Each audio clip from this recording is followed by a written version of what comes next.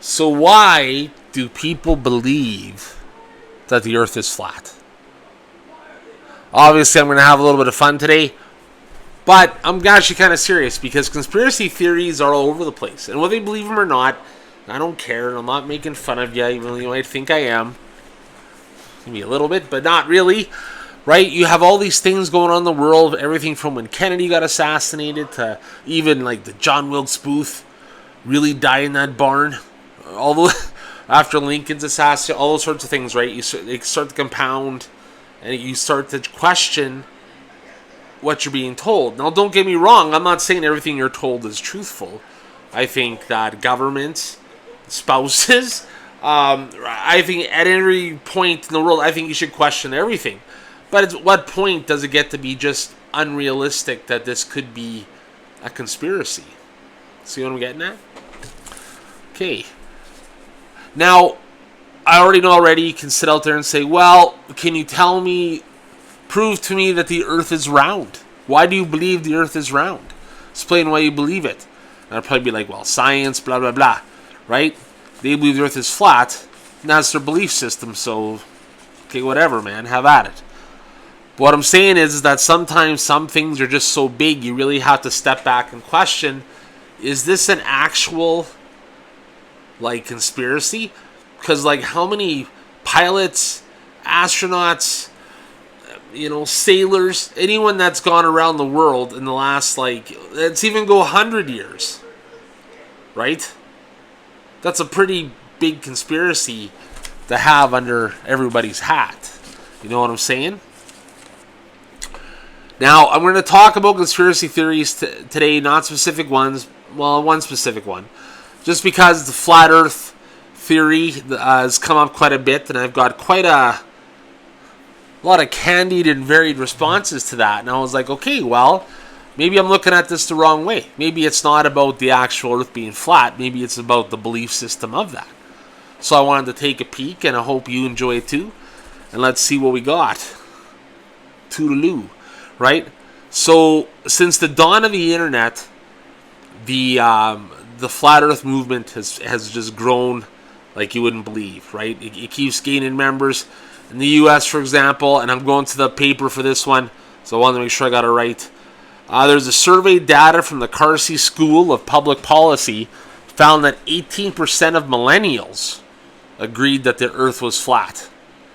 Older generations, it goes from like 0% to 7%, indicating that while it's been around and prophesized or gossified or whatever, I was trying to go Ric Flair there, right? The older generations, not so much, like I said, 0 to 7.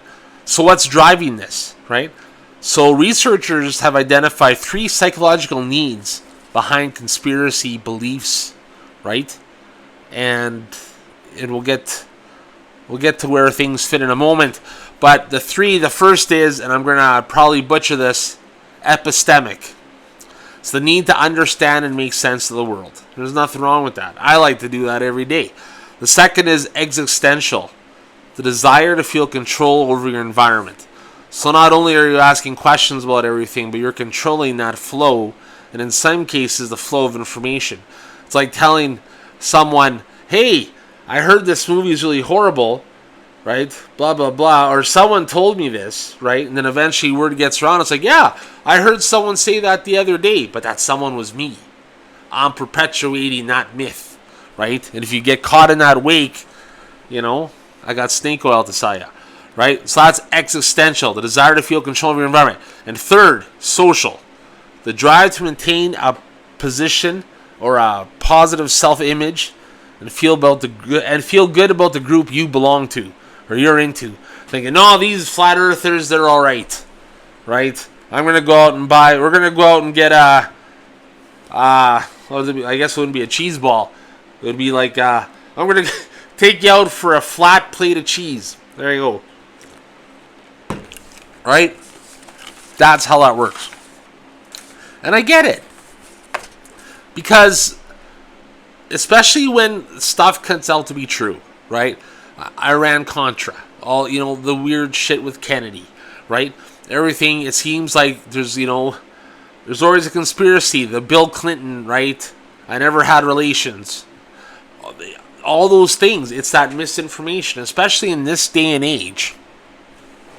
It's easier to question why you think this is the case than for me to prove to you why it isn't the case. Do you understand what I'm saying? And I think, too, as long as there's always that idea that, well, you could be wrong because you don't know for sure, it's like that's the glimmer of hope where it's like, we're going to get through this, we're going to be proven right, blah, blah, blah, because it'll never be proven in those eyes because it's always going to be, well, I think it's some, I guess it's high, goes higher than this, or it's like, oh man, I can't believe they did this with no, right, no knowledge. Now, are there conspiracy theories that turned out to be true? Yeah, absolutely, right, because it's just the way it goes. You know, you got to be careful who and what you get your information from, and make sure that, you know, it's not necessarily the news, but it's more their point of view. Okay? Like, you know, I just went over 3, right? Let's go back, right? So, epistemic, existential, social, right? Flat Earth does fit all 3, right?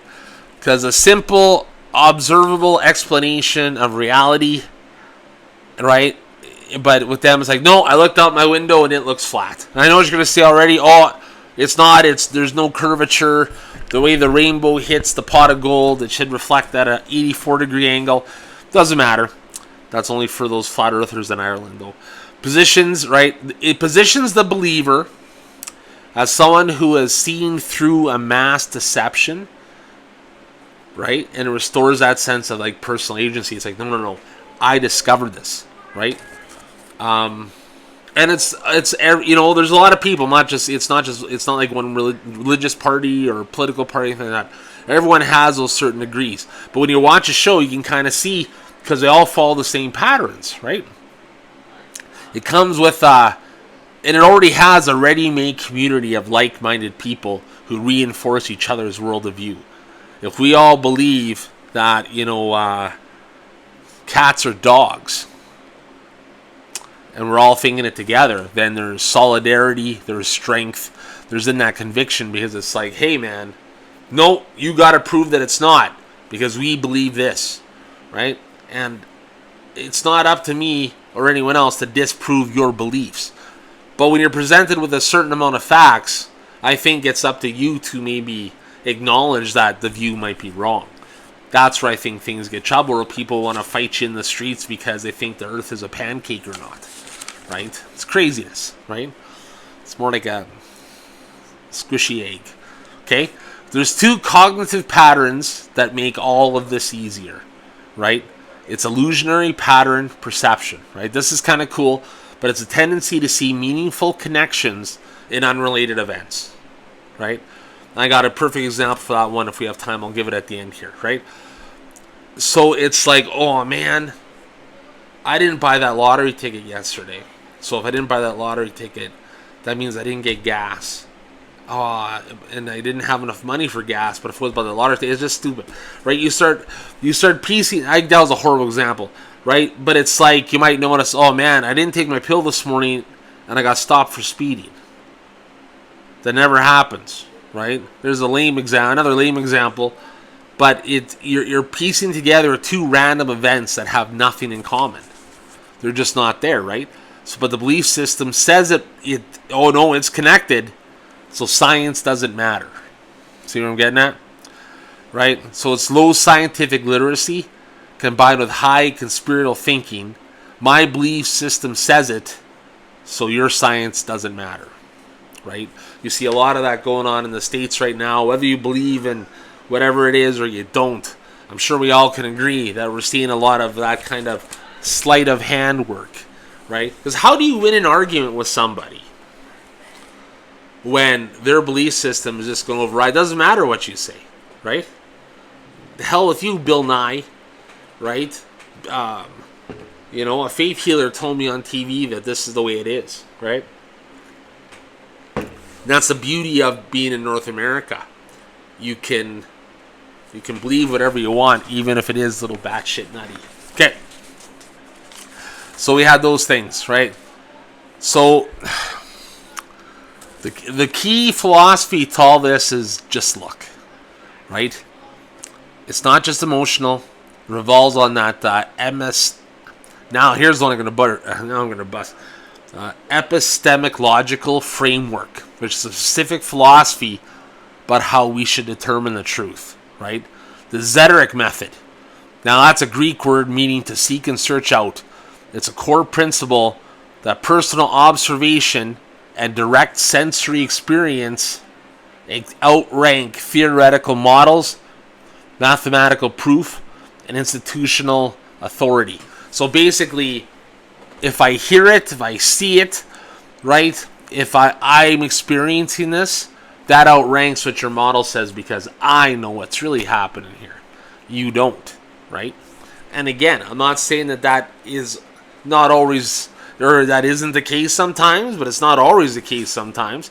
I think they got to work together, but you got to be open-minded. Otherwise, you're going to get that kind of, tunnel thinking where it's like, no, I know this because I looked outside my window and I saw a flat line in the horizon. Okay? Science, right? So, and I'm going to prove, and we're going to talk a little more about this. I don't prove anything. I'm just discussing. In 1838, now I had to write this down because I wasn't going to remember his name. Samuel Rothbatten, conducted the Bedford level experiment along a straight 6-mile stretch, right, of field, right, road, street, whatever, right, straight 6-mile stretch. He placed in the canal. Pardon me, in the canal. He placed a flag on that boat going down the canal, and he watched it through a telescope, right, as the boat traveled the full distance. Okay. He declared the Earth was flat, reasoning because on a curved surface, we're not talking about the circus. On a curved surface, the flag should have slowly disappeared below the horizon. He tried it 5 times in 6 years, and he always got the same result. Does that prove the Earth is flat? I feel like this is a good time for a break. I'll be back with the answer. You think about it. All right, welcome back. The answer, of course, is no. It did not prove the Earth was flat. And a lot of you out there are probably going to say, but it does, because it's science. It's not science, as we discussed. He's looking at it. As again, the Zetetic method, right? To search and seek out from the Greeks, right? They're observing this, and because they're observing it and they're experiencing it, it outranks any mathematical, theoretical model, instructional authority, whatever. Because my experience, I know what really happened here. See what I'm getting at? So that experiment with the boat actually proves atmospheric reflection. Right? Because as light bends along the surface of water, it makes distant objects visible when they should be hidden by curvature. Okay, so think about this way, why mirages, right? Or if you see, sometimes you'll see boats in the horizon. It's kind of what it is. It's exactly what it is. Trust your eyes, not their math. That's what we're looking at here. Now, if you disagree, make sure you put in the comments. Like, share, subscribe, and all that kind of stuff. Because we're almost done. We're going to get there in a moment. And part of it is, honestly, man, it's just deep distrust. And there's no reason to trust the government. Seriously. I'm looking at the United States in particular. You see different things on depending what news show you watch, you get a specific slice of that viewpoint. And, you don't know what to believe. And then when you hear it from themselves, it's not an accurate reflection of what's going on. Or so my opinion is. Maybe other people think that it is. Right? See what I'm getting at? You start thinking every agency's lying. Right? That's like a foundational statement. No one's telling us the truth. Right?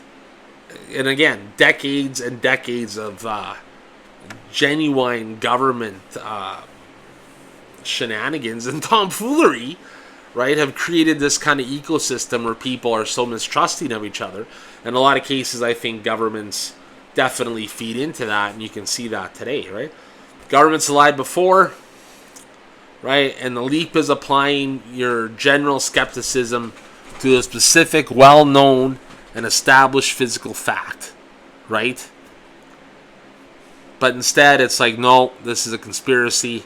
Stanley Kubrick filmed it, right? There's no shadow, all those sorts of things. I always wonder how often those photos have been altered over the years. But anyways, right? Includes, but the one thing that, and I said this earlier on in the beginning,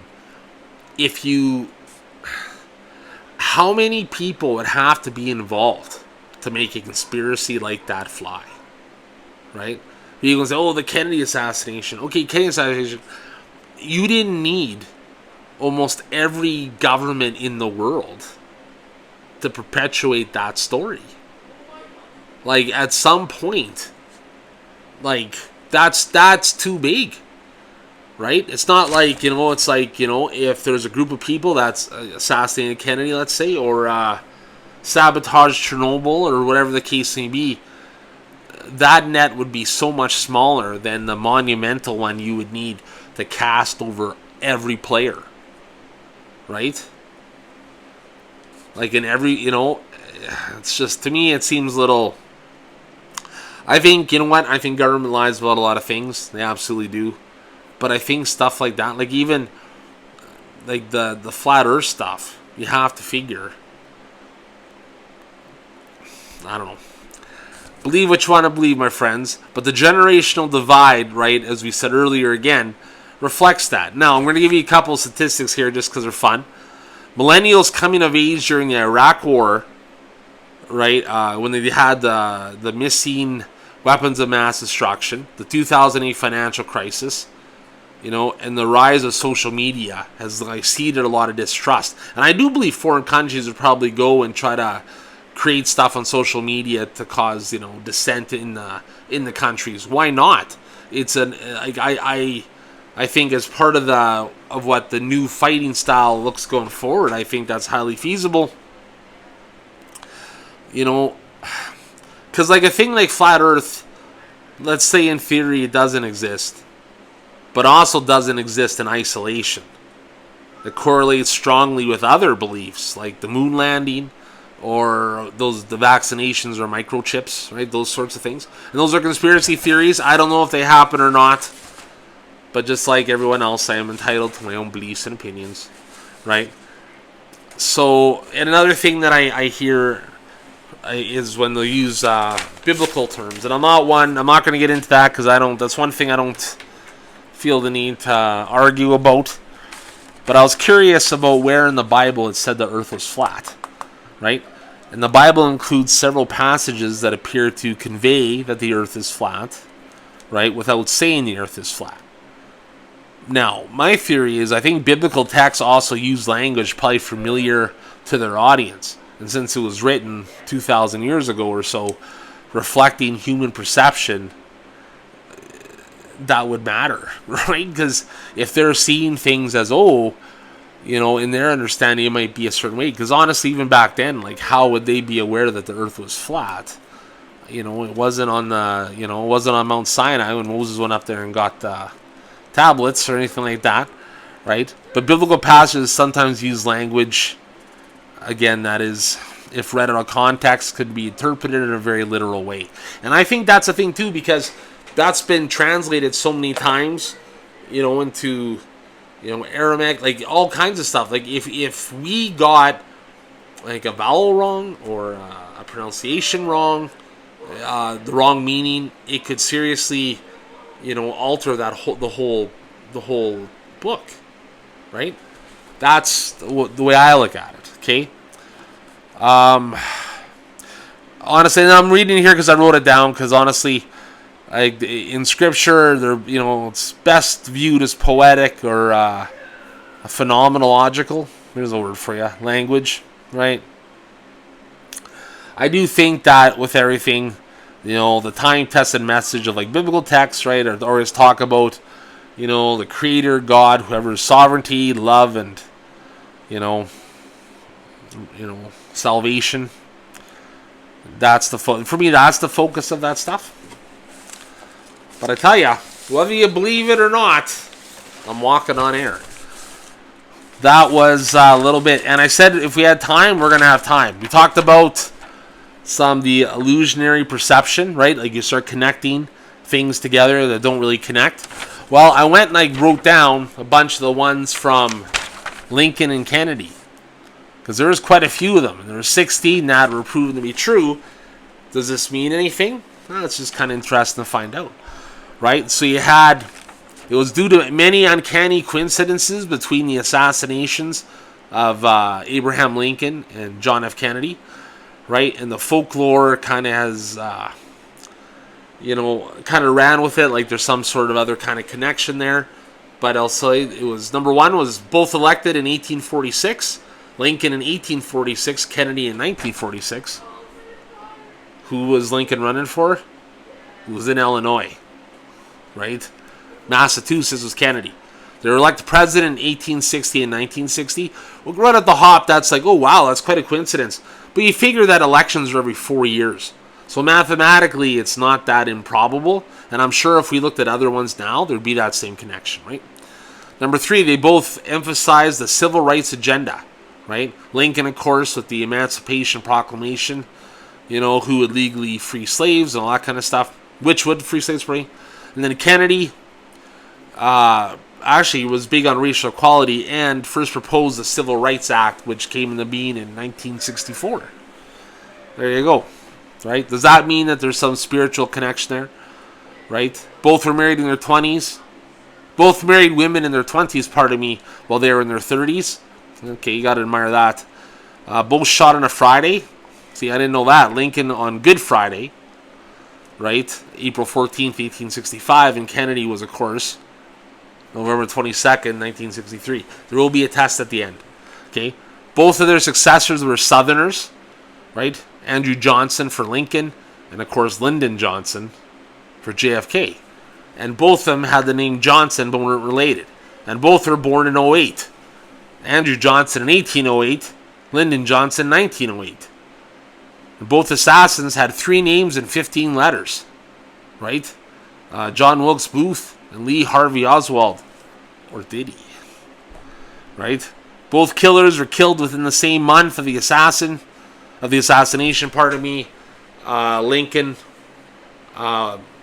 Lincoln's killer, John Wilkes Booth, was shot by Sergeant Boston Corbett, and of course Jack Ruby killed Lee Harvey Oswald. And here's one for you. There's a couple. Here's one for you.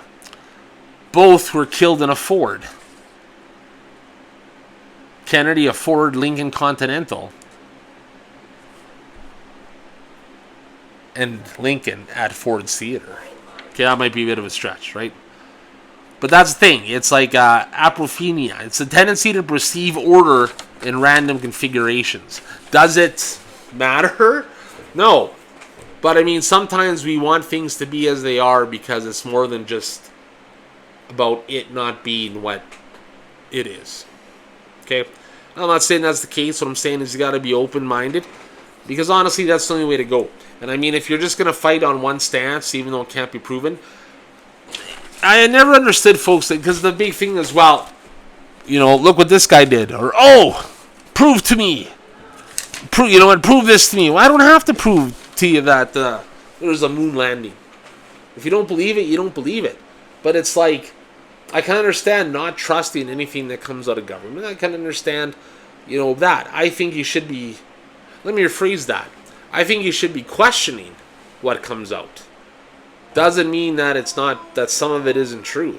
And I think you got to look at things through an objectionable lens to be like, okay, this is what I think we got happening here. Interesting stuff. This is the second. If you made it this far, man, I wake up. It's time to go to bed. But listen, if you made it this far, you like what you see, give me a share, give me a like, and I'd really appreciate it. Give me a follow. Right? You might learn something. You might send it to someone who you think needs to see this, and I might learn something, which is always something I'm looking forward to. Comment, do all that kind of jazz. Thank you for watching. This is the second Unemployable podcast with me, Corey Rennie, the Unemployable Counselor. Good night, and we'll see you next time.